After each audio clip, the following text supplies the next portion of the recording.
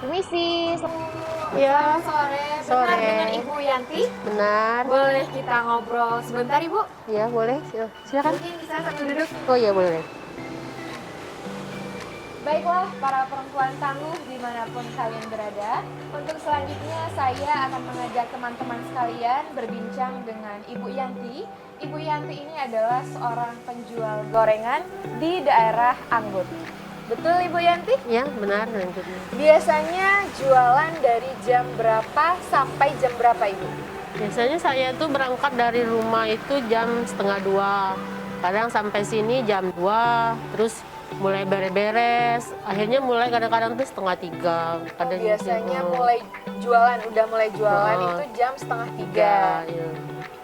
Nah, kalau misalkan membuat adonan itu biasanya di rumah atau buat di sini, Bu? Kalau adonan itu kalau saya di rumah pulang dari pasar langsung nyiapkan kan, motong-motong wortel sama kol. Nanti sudah itu baru dibawa ke sini.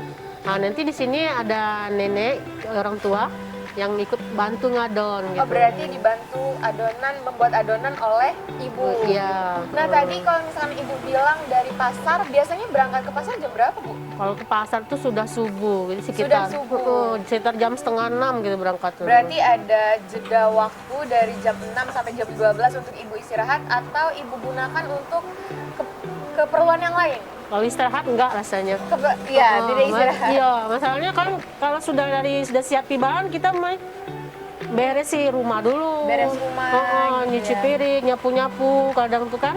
Udah tuh yang hari mulai siapkan bikin pempek di rumah. Karena terus memang waktu itu berjalan iya, dengan cepat ya, Bu cepatnya. ya. Jadi mandi udah zuhur tuh, udah Tiba-tiba. mau berangkat katanya. Jualan gorengan ini sudah berapa lama, Bu? Jualan gorengan ini sebenarnya sesudah Covid lah. Dulu kan saya ini bukan jual gorengan. Saya ini kan jualan sayur sambil buka warung manisan di rumah. Dia tinggal kan di Anggut Atas di Jalan Soekarno-Hatta 5. Cuman karena Covid, jadi daya beli masyarakat agak kurang. Mungkin karena tidak punya uang kan. Jadi setiap hari itu numpuk terus. Barang-barang itu kan kadang beli ikan nggak laku, beli sayur kayu nggak dibeli orang. Akhirnya warungnya lama-lama habis. Jadi untuk nambah ekonomi keluarga, saya pikir karena ada lokasi kan, punya adik, ya coba jualan gorengan. Udah jual gorengan. Nah, sesudah itu jual gorengan.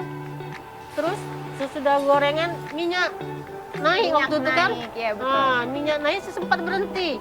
Karena bingung mau dijual berapa. Waktu itu orang maunya 1.000 yang tahunya kan. Nah, akhirnya sempat berhenti. Gitu. Oh, sempat berhenti berapa lama itu, Ibu? Ya, sekitar ada 2 bulanan ada. Sekitar 2 bulan waktu pada saat minyak naik. Iya, naik. Minyak sudah sedikit turun, kembali lagi Ya, berjualan. terus harga kan orang-orang sudah pada naik semua kan. Jadi kita ngikuti alur kan. Jadi jual 45.000 gitu sampai sekarang. Gitu. Sebenarnya alasan Ibu berjualan gorengan ini apa sih, Bu?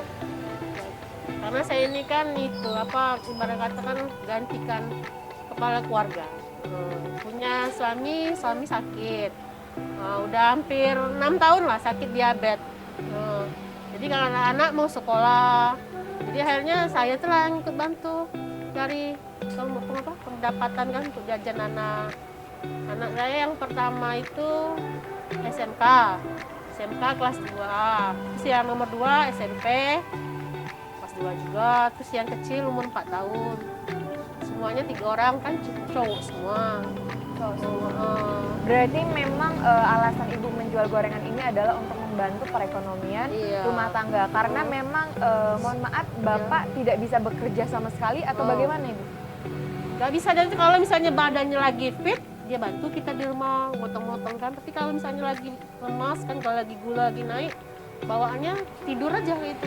Berarti memang dari dulu Ibu yang sudah berperan untuk menjadi kepala keluarga di rumah, menggantikan suami. Iya.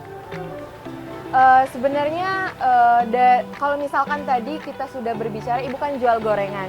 Nah, di luar jual gorengan, Ibu biasanya ada kegiatan lain seperti atau ada jualan lain kecuali gorengan atau bagaimana? Enggak ada juga.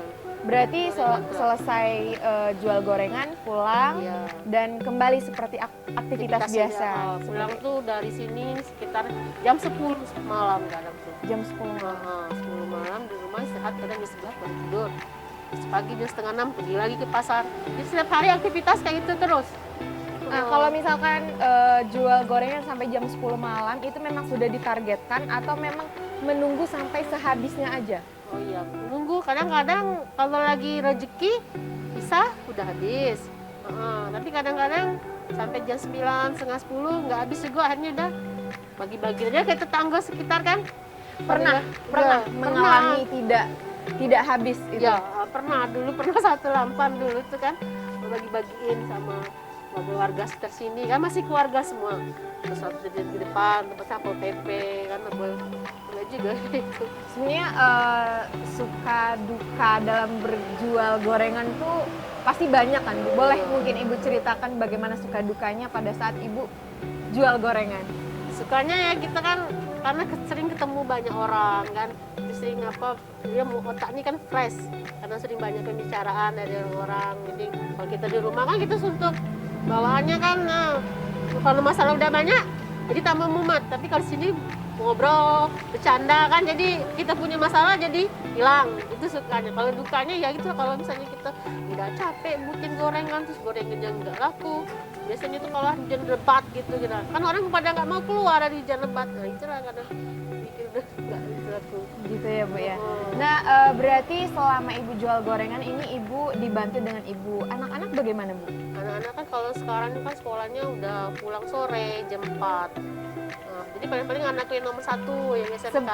Iya, masuk sekolah itu kan baru sekarang nih, offline-nya. Iya. Berarti kan 2 tahun yang kemarin kan online. Iya, online. Bagaimana itu? Mereka membantu Ibu kah Iya, atau bagaimana? yang anak sulung nih yang bantu tuh kadang. Kalau anak yang nomor 2 itu di rumah bantu Nungguin beres di bapak rumah. gitu. Iya di rumah. Kadang kita ngomongin di rumah tolong beres ya. Kalau kadang kita pergi kan nggak sempat beres di rumah lagi. Kadang-kadang sudah masak tuh piring-piring tinggal. Tolongin di rumah Kak beres ini ngomong gitu ya. Dapur rumah. Oke, menurut Ibu dengan berjual gorengan yang sedang Ibu jalankan untuk saat ini, apakah cukup membantu perekonomian rumah tangga? Apakah masih kurang jauh seperti itu? Nah, ini sih nggak cukup ya. Masalahnya kalau jual gorengan ini berapa nih? Cuman cukup untuk jajan anak sekolah. Terus adalah sedikit untuk beli makan sehari-hari.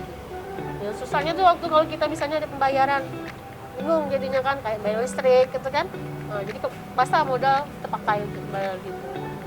Berarti benar-benar menggunakan modal yang dibalik-balikan Iya, untuk bertahan hidup seperti itu, Bu ya. Jadi modal misalnya sehari ini kita modal 200, jadi itu diputar-putar terus ada lebihnya itulah untuk anak gitu.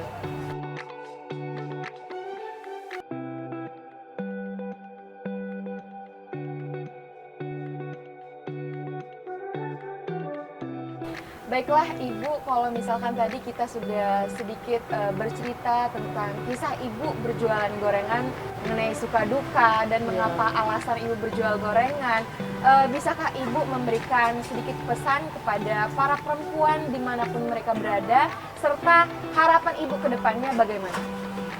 Pesan saya bagi wanita-wanita tangguh yang lain ya, yang ada di luar, yang punya nasib sama seperti saya, sebagai pengganti dari suami, memberi nafkah anak.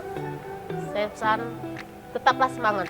Allah itu tidak tak tidur, dia tahu seberapa kemampuan dari umatnya. Pasti akan, kedepannya kita akan betul berubah. Baiklah para perempuan tangguh dimanapun kalian berada, itulah dia kisah dari Ibu Yanti. Selanjutnya kita akan berbincang dengan para perempuan tangguh lainnya. Tetap di Perempuan Tangguh.